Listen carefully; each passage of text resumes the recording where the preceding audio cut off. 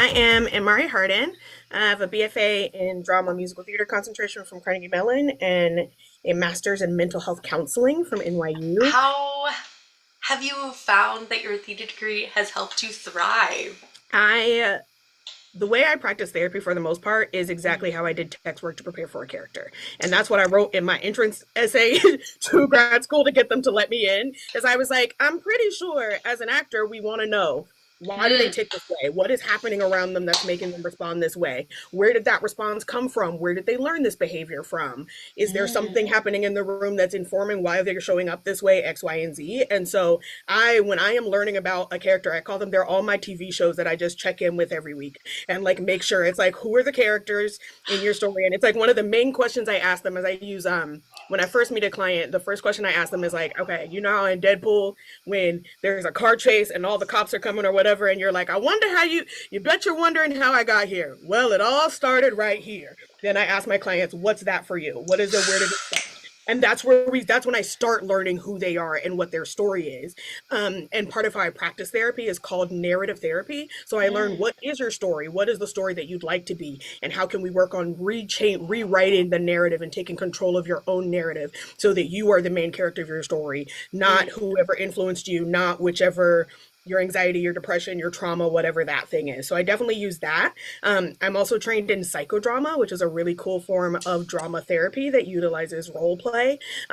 Which part of what I really love about it is I forget the actual science, but it's something like to learn a skill, it takes like 4 to 500 repetitions, unless it's during play, then it takes 10 to 20 repetitions. So the amount of things that I will Wow, I do with didn't my know that. clients, you have a hard conversation coming up. Let's do a dress rehearsal. Let's say it in a funny voice. Let's be silly and do it as Batman. And like let's do it so then they're not nervous about going into a thing. And I work a lot of with IFS is parts work. You're probably familiar with Inside Out, which is like Riley's the main character, but so are all of these other characters inside of her. I'm like, I'm their therapist too. So let's put this character, this anxiety, let's put it in an empty chair and see what's going on with her because she's the one that's bothering you right now.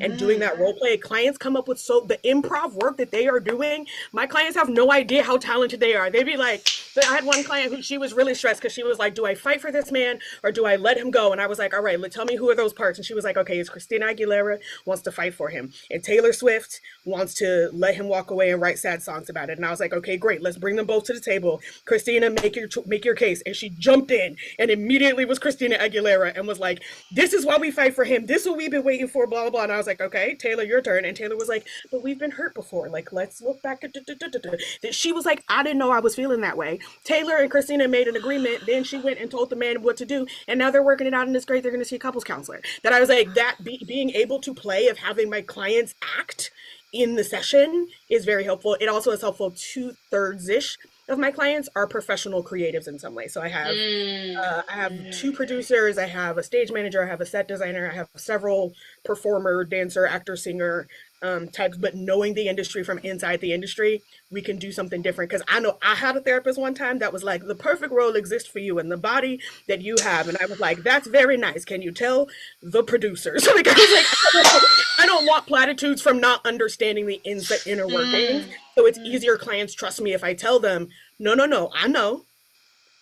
Put that to the side and go do da da da da da da, and then we'll work through that trauma tomorrow. That Mm. they trust me to do that more because it doesn't feel dismissive because they know that I do understand what an Mm. audition feels like, what being disagreed with your representation feels like, what no learning that you were gonna get the job, but then they gave it to Miley Cyrus instead. Like I know what that. I mean, I don't know that about. I was never in the role with Miley Cyrus, but knowing what that is gives them the freedom to Mm. trust that what we're working on isn't a judgment or a misunderstanding of what they're working with. So